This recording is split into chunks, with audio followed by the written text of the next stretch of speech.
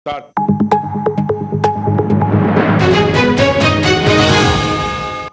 nderuar shikues, do të jemi tani në komunikim të drejt për drejt me Skype me zotin Oerd Bylykbashi. Mirëmbrëma zoti Bylykbashi, faleminderit që jemi së bashku. Mirëmbrëma, kënaqësi. Zoti Bylykbashi, do ta nisim pak bisedën pikërisht me materialin që sapo kemi prezantuar. Duket se debatet për çështjen e reformës zgjedhore vijojnë edhe në kuvend, edhe në seancën parlamentare ditën e sotme. Një opinion mbi atë çfarë ka shoqëruar dita e sotme për reformën, më pas ndalemi konkretisht në punën tuaj. Po, debatet që ndodhin në Parlamentin e Shqipërisë sot, për sa i përket reformës zgjedhore, për sa i përket opozitës së bashkuar, nuk kanë ndonjë rëndësi. Ai është një parlament, ju e dini qëndrimin tonë të qartë në raport me këtë parlament. Një parlament krejtësisht ilegjitim, duke filluar që nga momenti me cilën ai u krijua, pra votime e 2017-s, që janë votime të cilët kanë cënuar gjitha parimet kushtetuese të OSBE-s, ku shitblerja votës dhe presioni mbi zgjedhësit ka qenë dominant. E përjedhoi ato zgjedhje duhet të ishin shpallur pavlefshme në bazën e atyre provave që kanë dalë deri më sot. Dhe aq më tepër për faktin që ai parlament ka 82 mandate mbi bazën e kushtetutës, pra që kanë dalë nga zgjedhje, nga ato zgjedhje që sapo thash. Ndërkohë që mandatet e tjera janë pa bazë kushtetuese, janë antikushtetuese dhe antiligjore, përjedhoi ai parlament nuk ka as votat normale të funksionimit për çështje kaq të rëndësishme. Kështu që nuk kanë ndonjë rëndësi të madhe, rëndësishme është ajo që reforma zgjedhore duhet të vazhdojë punën e saj në Këshillin Politik dhe në grupin e punës politik dhe teknik që ka krijuar, është ai që mblidhet rregullisht më pas. Ishte insistimi yni me mbështetjen e ndërkombëtarëve që reforma u transferua nga ky parlament në forumin politik i cili mund t'i japi besim dhe legjitimitet kësaj pune nëse do ketë konsensus. Zoti Bylykbashi, ju thoni se të drejtën e ka Këshilli Politik, megjithatë disa nga deputetët e opozitës parlamentare këtë Këshill Politik e quajnë të jashtëligjshëm. Ky është problemi, nuk ekziston jashtëligjshmëria, forumet politike ekzistojnë gjithmonë, marrëveshjet politike ndodhin rregullisht në forume politike. Ata që flasin gjëra të tilla thjesht nuk kuptojnë çfarë flasin. Janë të lirë, për fat janë të lirë, thonë çfarë u thot mendja dhe përjedhoi nuk ka impakt tek puna jonë. Ndërsa, zoti Bylykbashi, ajo çfarë është më rëndësishme në fakt është rikthimi i vëmendjes i punës në tryezën e reformës zgjedhore pas shkëputjes prej koronavirusit. Në fakt këto 3 herët e fundit, pra 3 seancat në cilat ju jeni ulur në tryezën e reformës zgjedhore, është shoqëruar me mjaft debate dhe tensione. Çfarë ka ndodhur konkretisht? Ku nuk e gjeni dakordsinë me mazhorancën? Së pari, reforma zgjedhore në vetvete ka gjithmonë debate, mos dakordsi, rikthime e përpjekje për gjetur konsensusi. Kështu ka ndodhur dhe gjatë gjithë kohës kur edhe kemi patur reforma konsensuale. Si është kësaj radhe ndoshta duket është më shumë në opinionin publik për mënyrën se si është zhvilluar tashmë për fat keq politika në Shqipëri pas gjithë këtyre pas masakrës që është bërë kushtetutës, zgjedhjeve, funksionimit, sistemit politik, kushtetues, demokracisë në këtë vend. Këto janë arsyet pse ka kaq shumë debat. Po edhe më parë ka patur në gjitha reformat e shkuara ka patur debate, mos dakordsi dhe në fund fare kemi arritur konsensusin për atë që Odiri e quan edhe në zgjedhjet e fundit e konsideron një kod zgjedhor i cili është bazë e mirë për të organizuar zgjedhje. Por e heqim këtë normalitetin e përplasjes. Kjo është një gjë që do të ndodhë dhe vazhdojë. Më konkretisht do doja të dinim. Po, më konkretisht vjen në lidhje me faktin që fillimisht mazhoranca dha para se të fillonte puna. Javën e shkuar mazhoranca dha disa sinjale ku po konfirmonte qëndrimin e saj për të vazhduar në mënyrë të njëanshme me hartimin e kodit zgjedhor, duke kërcënuar, duke bërë kërcënime boshe në fakt, që do ta miraton në mënyrë të njëanshme, le ta bëjnë, votat i kanë patur, nëse mendojnë që kanë ndërmend ta bëjnë ashtu, ne i kemi lënë propozimet tona mbi tryezë, ose është ajo që ne propozuam, që ishte të uleshim, të fillojmë punën menjëherë dhe të shqyrtonim propozimet e bëra e të gjenim konsensus pa diskutim në përputhje me rekomandimet të Odirit. Propozimet tona janë plotësisht në përputhje me to, Dhe ajo që do të bëjmë gjithë përpjekje është gjejmë konsensus dhe zgjidhje teknike dhe dakordsi politike për to.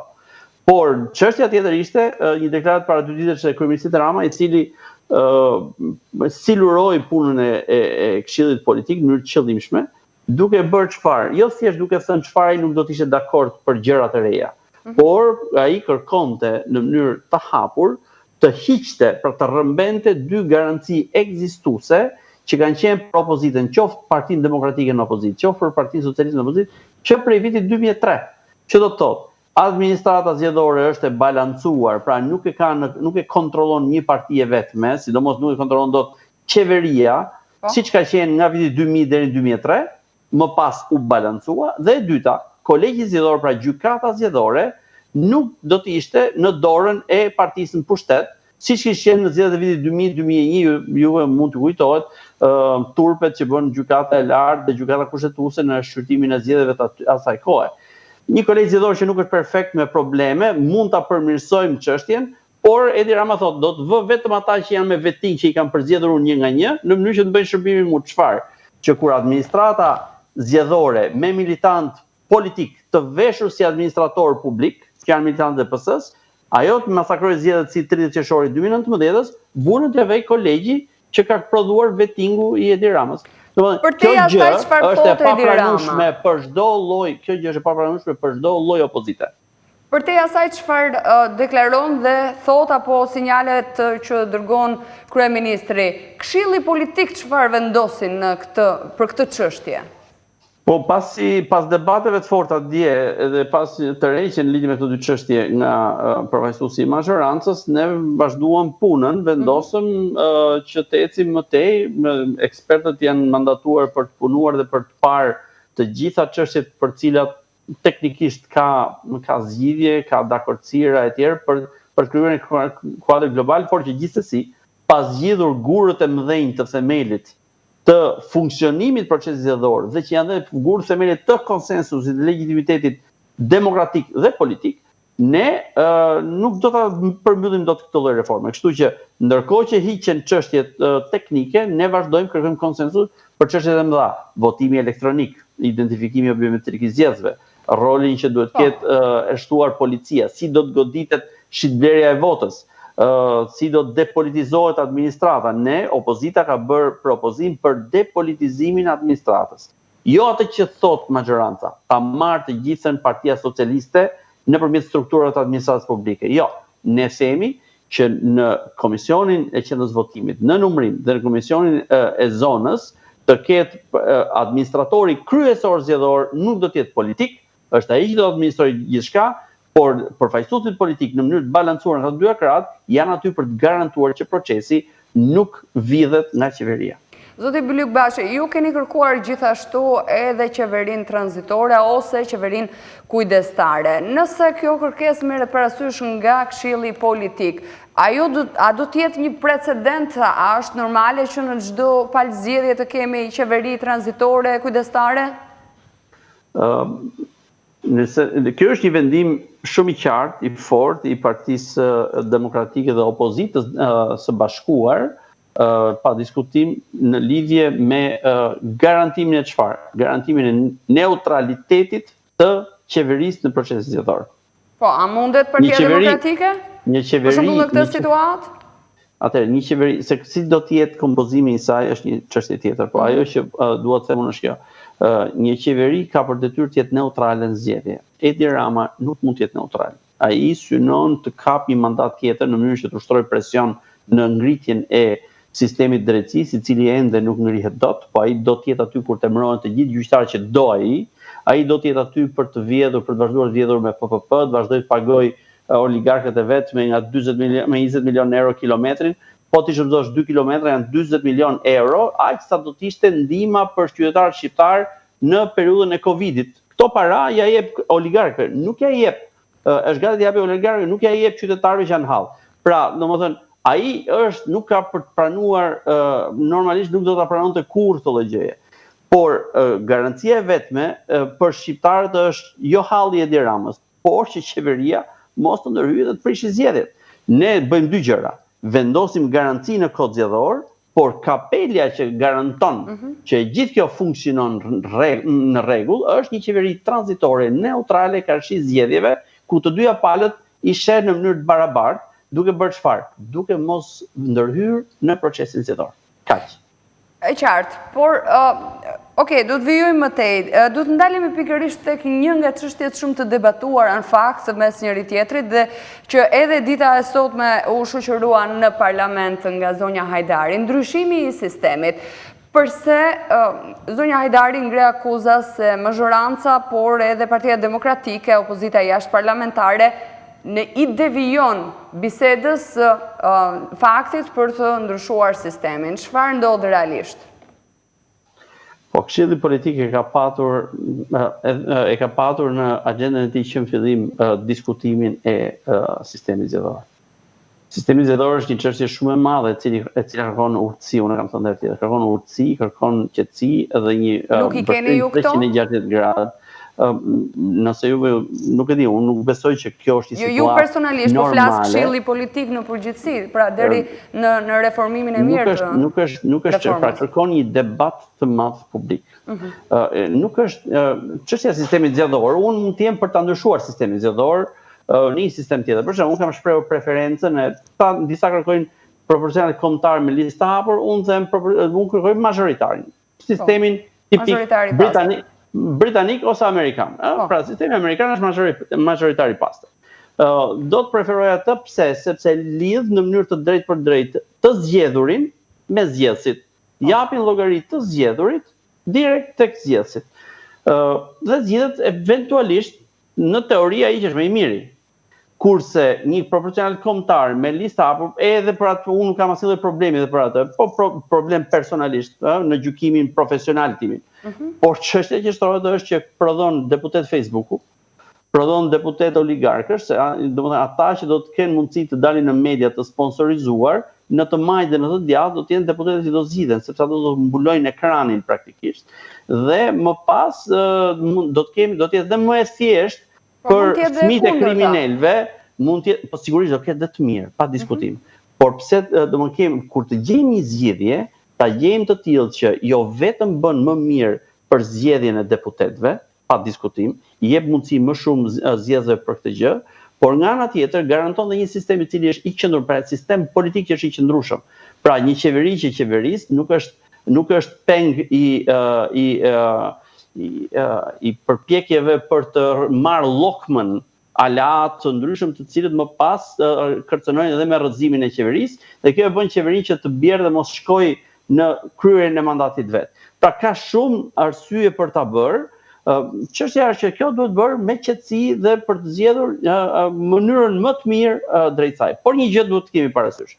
Çdo sistem zgjedhor mazhoritar me balotazh, mazhoritar alternativ që ka Australia është sistem shumë interesant. Proporcional i hapur apo i mbyllur, në qoftë se nuk demokratizohen partitë politike dhe përzgjedhja e kandidatëve të jetë nëpërmjet mekanizmash demokratik, madje ndoshta dhe detyrues për partitë, që t'i përzgjedhin në mënyrë demokratike nga brenda, atëherë ne çdo lloj sistemi që bie në dorën e një sistemi politik problematik, siç ku jemi neve sot, nuk do të prodhojë gjë. Edhe listën e hapur, nëse Edi Rama do të vendosi ta mbush me kriminalë dhe të korruptuar, përzgjedhja që do bëj me votë preferenciale do të jetë vetëm për çështjen e për kush është kriminali që do të përzgjedhet me më shumë vota. Zoti Bylykbashi, ju përmendni kryeministrin Rama. Dakord, ka patur problematika të jashtëzakonshme sa i përket kriminalitetit edhe qoftë edhe në parlament. Për këtë më pas u hartua edhe ligji për dekriminalizimin, ndoshta nuk e ka zbehur 100% se ka patur funksionin e tij të plot, por ndoshta Edi Rama mund të jetë i përkohshëm. Pra mund të jetë ndoshta edhe një mandat, mund mos jetë më mandatin tjetër. Çështja është që këto ndryshimin e reformës zgjedhore do të jenë gjithnjë, apo do të merret iniciativa më pas të ndryshohet përsëri? Ne shpresojmë gjithmonë që ndryshimet jenë të qëndrueshme, por nëse do të jetë nevojshme, do të bëjmë sa herë të ketë rekomandime për ndryshime. E mira është që shqiptarët mos merren gjithkohës me historinë e reformave zgjedhore. Kjo të jetë Me sa duket kemi problem sa i përket linjës së internetit, jemi në lidhje me Skype, regjia më ndihmon të rivendosim komunikimin me zotin Bylykbashi. Sigurisht që tema e ditës së sotme është pikërisht çështja e reformës zgjedhore. Ka patur debate të jashtëzakonshme, një pauzë sa i përket kësaj reforme për shkak të pandemisë të Covid-19, megjithatë rikthimi në tryezën e reformës zgjedhore ka pasuar me debate të ashpra sa i përket edhe pretendimeve që ka secila palë. Referuar këtu mazhorancës, herëherë këtu debate janë shfaqur edhe nëpërmjet presioneve, në thonjza të themi mediatike nga ana e palëve, deri diku mazhoranca i bën presion opozitës që nëse nuk dakordsojnë, do të vijojnë më tej me votat pasi i kanë në parlament dhe do ta miratojnë vetë, por nga ana tjetër duket se nuk është pranuar dhe është cilësuar nga ana e opozitës nëpërmjet zotit Vasili se situata nëse vijon të vendoset pra nga ana e mazhorancës të miratohet pa konsensus të Këshillit Politik, atëherë do të kenë penalitete të mëdha. Mirë, të nderuar shikues, jemi rikthyer sërish së bashku, e kemi rivendosur lidhjen me zotin Bylykbashi. Zoti Bylykbashi, pak më herët u shprehet se shpresojmë që shqiptarëve mos u duhet që të përballen me ndryshime të vazhdueshme sa i përket reformës zgjedhore. Megjithatë, zoti Bylykbashi, do doja besoj të gjithë shqiptarët brenda dhe jashtë vendit kanë të drejtën e votës. Këtu i referohem votës së emigrantëve. Çfarë do të bëni me votën e emigrantëve? E para ndjes ishte një shkputje teknike, atëherë kjo është një nga çështjet që ka qenë në Komisionin e Reformës Zgjedhore, një nga çështjet e mëdha për të diskutuar kur kemi qenë ne në Parlament, dhe gjithashtu është pjesë e debatit të Këshillit Politik për të gjetur zgjidhje për këtë çështje. Sigurisht është një çështje e madhe e cila kërkon diskutim dhe zgjidhje të mira, të sigurta, sepse do të ishte e papranueshme që vota e migrantëve të manipulohet rrugës përpara se sa të numërohet në kutitë e votimit. Kështu që do të mendojmë zgjidhje, por besoj do të kemi konkluzione të rëndësishme edhe për këtë çështje. Ne do të diskutojmë çfarë do të propozohet si zgjidhje teknike, sepse drejta e emigrantëve është e drejtë që garantohet nga Kushtetuta. Pra ata janë shtetas shqiptar, ne japim emrin emigrant, por ata janë shtetas shqiptar. Sigurisht që do të lidhet me zgjedhjet parlamentare dhe jo me zgjedhjet lokale, sepse ky është rregulli i përgjithshëm që ka OSBE-ja dhe Këshilli i Evropës. Lidhet me faktin që zgjedhjet lokale merren me administratorin e përditshëm të qytetit dhe nuk merren me të drejtat e mëdha politike. Por ajo që duke garantuar mekanizmat e një vote të sigurt, të drejtë për drejtë dhe të fshehtë të emigrantëve, ne t'i japim mundësinë rreth 2 milion shqiptarëve që janë jashtë Shqipërisë. Keni parasysh, ne kemi rreth 4 milionë e gjysmë, 4 milionë e 600.000 shtetas shqiptar të regjistruar dhe zyrtarisht janë më pak se 2.9 milion banor rezident, edhe ata janë 0 deri në 18 vjeç, kështu që numri i zgjedhësve që është jashtë është shumë i madh. Dhe vota e tyre është e pakontrollueshme nga kriminalët të cilët bredhin lagje, ushtrojnë presion, blejnë vota dhe ose pengojnë për të votuar. Pra do të jetë një zgjidhje shumë e madhe, jo vetëm për garantimin e drejtës së këtyre individëve shtetatëve shqiptar që kanë kaq kohë që e presin, por edhe për do të përbëj një basen të madh votash për kryer rotacione politike. Kështu që është një betejë e madhe. Vërtet ne në momentin kur do të gjejmë zgjidhje për këtë, do të jetë një arritje shumë e madhe për jo vetëm për politikën, por për gjithë sistemin juridik kushtetues shqiptar. E qartë, por më herët në një bisedë që unë kam patur edhe me zotin Gjiknuri, një hipotezë ishte se vota e emigrantëve, si çështje mund t'i kalonte edhe KQZ-s. Keni dakordsuar për këtë dhe në çfarë forme nëse bini dakord pra që të jetë KQZ-ja ajo që do të marrë përsipër votën e emigrantëve? Vota e migrantëve mund të ketë disa zgjidhje teknike. Pra shtetet ndryshme kanë aplikuar, fillon që nga votimi nëpër ambasada, por që është i pamundshëm. Për shembull, llogarisni këtë në Itali janë rreth 500.000 shtetas shqiptar dhe kemi vetëm tre zyra diplomatike që janë ambasada dhe 2 konsulata. Do ishte pamundur që ata të votonin dhe me ditë të tëra. Po mund të jetë votimi me postë dhe sa kohë mund të kemi pikpyetje në lidhje me efikasitetin e postës dhe se sa qeveria fut duart ke një entitet shtetëror për ta prishur votën e emigrantëve, duhet zgjidhur kjo çështje. Apo mund të jenë votimi elektronik në distancë. Janë çështje që kërkojnë zgjidhje. Sigurisht që nuk mund të shkruhen të gjitha në kodin zgjedhor, por nga ana tjetër nuk mund të lihen vetëm Komisioni Qendror i Zgjedhjeve, sepse kjo ka dy elemente. E para, Komisioni Qendror i Zgjedhjeve mund ta zgjidhë jo mirë, mund ta zgjidhë keq. Mirë, jemi sërish së bashku. Zoti Bylykbashi, faleminderit për mirëkuptimin, ndërsa insistoj tek vota e emigrantëve. Pra, ju thatë se mund të jenë mekanizma të ndryshëm, por ajo çfarë është e rëndësishme është sigurimi i votës dhe që këta shqiptarë jashtë shtetit do të jenë të lirë të derdhin votën e tyre. Garantimi i votës së tyre. Nuk e dëgjojmë. Zotin Bylykbashi, kam përshtypjen që ka probleme audio. Më dëgjoni? Po, tani po. Më dëgjoni? Po. Atëherë ka vetëm një gjë, ka një problem. Nëse i lidhet gjitha KQZ-s, siç thotë zoti Gjiknuri, ka 2 rreziqe. KQZ-ja bën keq ose KQZ-ja vendos mos ta bëj. Kështu që një seri parametrash dhe garancish duhen vendosur në kodin zgjedhor në mënyrë që emigrantët kenë sigurinë që procesi fillon e ecën drejt konkretizimit të drejtës tyre për votuar. Po e qartë, ju thoni KQZ-ja o e bën keq ose nuk e bën. Atëherë, sepse doja që të ndalemi specifikisht për ta sqaruar. Nëse KQZ-ja e merr përsipër, a do të ketë ndryshime në kod, zoti Bylykbashi, a janë të nevojshme ndryshimet në kod? Po, unë gjykoj që në çdo rast për votën e emigrantëve, po edhe për çështje, por në rastin konkret votën e emigrantëve është e nevojshëm që të ketë disa ndryshime në kod në mënyrë që të jepen standardet dhe garancitë. Më pas, KQZ-ja mundet që mbi bazën e kësaj të zgjedhë një sistem votimi në raport me një sistem tjetër. Por mos jetë ajo që t'i vendosë gjitha rregullat dhe mund vendoset mos t'i vë rregullat fare, përjedhoj një të drejtë në kushtetutë ta lërë si është të pasbatueshme. E ndërsa sa i përket miratimit dhe të themi afati i përfundimtar është data 31 maj, a mendoni se do të gjeni konsensus të gjitha palët për ta reformuar të themi teknikisht reformën zgjedhore? Ne kemi hyrë me vullnetin e plot për të kërkuar konsensusin dhe për dhënë konsensusin për reformën zgjedhore edhe mirë më pas vazhdoi betejë politike. Kodi zgjedhor nuk prodhon vota, kodi zgjedhor garanton vota.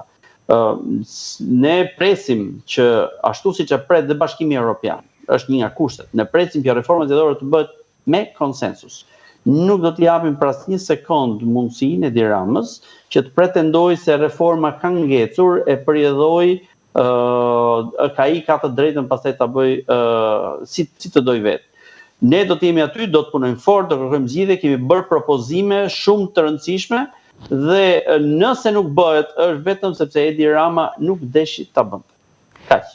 Zoti Bylykbashi, ju falenderoj shumë për ndërhyrjen, do të jemi së bashku në të tjera komunikime sa i përket edhe zhvillimeve që do të pasojnë me reformën zgjedhore. Punë të mbarë në vazhdim. Faleminderit.